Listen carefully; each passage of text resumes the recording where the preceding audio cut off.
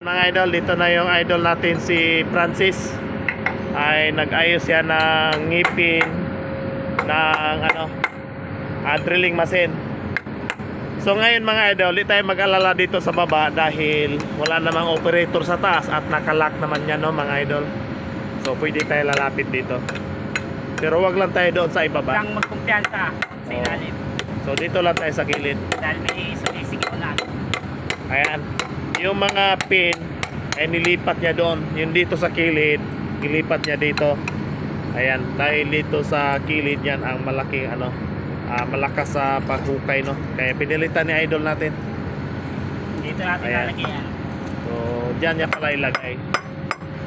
Malupit tong operator natin. Ito ang operator na pinakamalupit sa grupo namin. Sa grupo lang namin, ha, dahil siya lang mag-isa dito sa grupo namin. Ako lang dariling.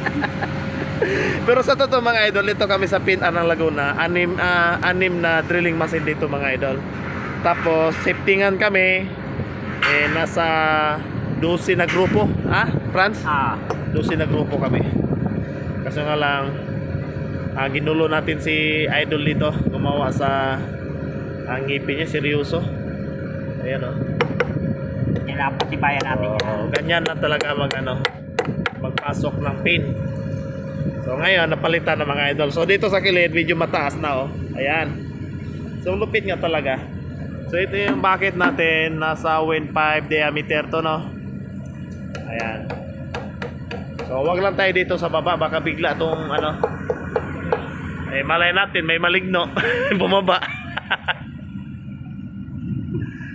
Bawal tayo dito sa baba mga idol. Ayan. Pwede lang tayo ikot. Ikot lang tayo. Kaya pala mga idol, ang bigat nito, ang drilling machine namin, nasa 60 tulinada to. Malaki to mga idol. Yung bako ko na yan, unit ko, yan ang unit ko. Yan, 20 tulinada lang yan. So, ang unit ko naman, ang unit na drilling machine, nasa 60 tulinada. So, 3 times ang bigat, no? Yan. So, ang lakas naman pala ang hukay nito sa pag-ikot ng bucket. Nasa 120 tulinada mga idol. So ito naman pag magbubuhat ito bucket niya ay aabot ng mga 50 o 40 tulinada. Pero pag umabot ng mga 40 tulinada ay dapat na ipaikot para lalo siyang gumaano. Ayan, so yung idol natin patapos na siya, no. Yan.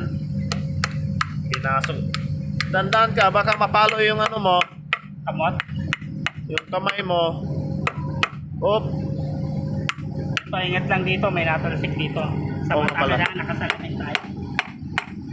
Delikado, mapudpud talaga yan, eh.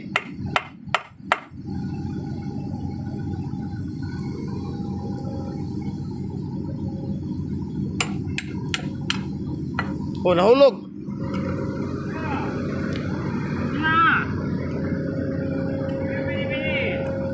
Pabili na skin day.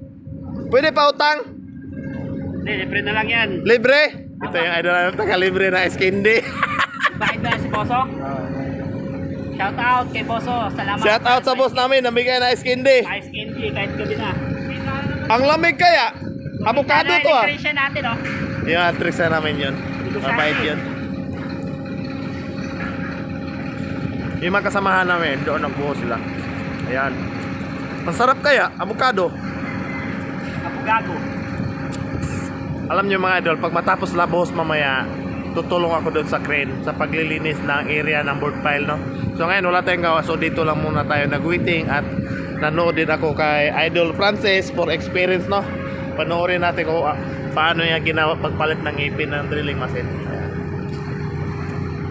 So yun na mga idol, nabisi na kami sa kainan ng masarap, ha? Ayos lang. Ayos lang. Pakipalo, sa YouTube channel ko. Okay. Excavator Site Vlog. Excavator. Site Vlog. Okay? Thank you.